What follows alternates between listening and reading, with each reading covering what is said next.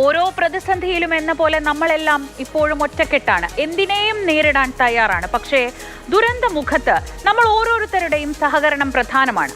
ആറന്മുളയിൽ അനുഭവം പറയുന്നു MLA അബിൻ വർക്കി.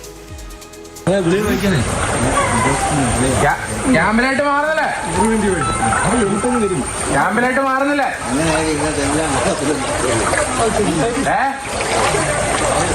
ഇവിടെ നിൽക്കുവാണോ? ഒരു ദിവസം വേണ്ടി വരുള്ളൂ, ഒന്ന് അങ്ങോട്ട് മാറുമല്ലേ നല്ലത്. നമുക്കിത് പണ്ട് വർഷങ്ങളായിട്ട് അറിയാം. ഞങ്ങളവിടെ ആവശ്യം കാര്യം പറഞ്ഞു. അവരിങ്ങോട്ട് വന്നിട്ട് ഇപ്പോൾ ഒരു 4-5 മാസമേ ഉള്ളൂ. നമ്മൾ വർഷങ്ങളായിട്ട് നമുക്കറിയാം ഇവിടുത്തെ കാര്യങ്ങൾ.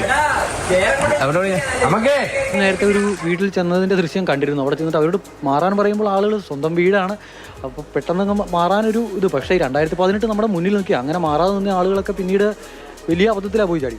അതിൻ്റെ പ്രധാന പ്രശ്നം അവർ കരുതുന്നത് 2018 മഴ പെയ്തിട്ടില്ല, അതുകൊണ്ട് വെള്ളം കയറില്ല എന്നുള്ളൊരു തെറ്റിദ്ധാരണയിലാണ് അവർ ഇരിക്കുന്നത്. പക്ഷേ ഞാൻ വളരെ സീരിയസ് ആയി പറയാൻ ആഗ്രഹിക്കുന്നു, ഒരു സാഹചര്യം നമ്മൾ മുൻകരുതലായി എടുക്കേണ്ടതുണ്ട്. അതുകൊണ്ട് ഇവിടെ എല്ലാ ക്യാമ്പിനുള്ള എല്ലാ ഫെസിലിറ്റീസും ഒരുക്കിയിട്ടുണ്ട്. റവന്യൂ വകുപ്പും സർക്കാരും ചേർന്ന് ഒരുക്കിയിട്ടുണ്ട്. അതുകൊണ്ട് ഒരു കാരണവശാലും നമുക്ക് രാത്രി റിസ്ക് എടുക്കാൻ പറ്റില്ല. അതുകൊണ്ട് അവർ സുരക്ഷിതമായ സ്ഥാനങ്ങളിലായിട്ട് മാറിയാൽ ഒരു 24 അവർ, അതാണ് നമ്മൾ പറയുന്നത്, 24 അവറും കൊണ്ട് ഇത് സെറ്റിലായി കഴിഞ്ഞാൽ അവർക്ക് തിരിച്ചു വീട്ടിലേക്ക് മടങ്ങിപ്പോകാവുന്നതാണ്. അതിനുവേണ്ട എല്ലാ ക്രമീകരണങ്ങളും ക്യാമ്പുമായി ബന്ധപ്പെട്ടും എല്ലാം ചെയ്തിട്ടുണ്ട്.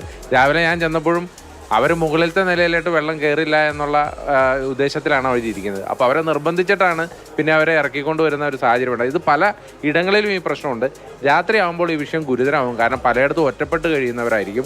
അങ്ങോട്ട് പിന്നെ ബോട്ടുകൾ ഇറങ്ങി വരാത്ത ഒരു സാഹചര്യം വരും. അപ്പോൾ അതുകൊണ്ട് മാക്സിമം ഇപ്പോൾ തന്നെ എവിടെയാണോ മാറാൻ സാഹചര്യമുള്ളത് അവരോട് പറഞ്ഞാൽ മതി. പഞ്ചായത്ത് അംഗങ്ങളോട് പറയുക, റവന്യൂ ഉദ്യോഗസ്ഥരുണ്ട്, ഞങ്ങൾ ആരെ വിളിച്ചാലും ഞങ്ങൾ അതിനുവേണ്ട എല്ലാ ക്രമീകരണങ്ങളും ഒരുക്കും.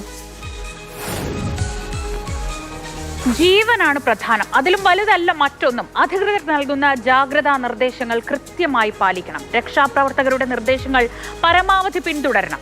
സർക്കാരും മറ്റെല്ലാ സംവിധാനങ്ങളും പ്രവർത്തിക്കുന്നത് നമുക്ക് വേണ്ടിയാണ്, നമ്മുടെ ജീവന് വേണ്ടിയാണെന്ന് ഓർക്കണം. അത്യാവശ്യമില്ലാത്ത യാത്രകൾ ഒഴിവാക്കുക, കാഴ്ചകൾ കാണാൻ പോകാതിരിക്കുക, അതിസാഹസങ്ങൾ മാറ്റിവെക്കുക. നേരിയ ഭീഷണിയെങ്കിലും ഉണ്ടെന്ന് തോന്നിയാൽ ഏറ്റവും പെട്ടെന്ന് സുരക്ഷിതമായ സ്ഥാനത്തേക്ക് മാറുക. ഈ രാത്രി അപകടങ്ങളില്ലാതെ കഴിഞ്ഞു പോകട്ടെ.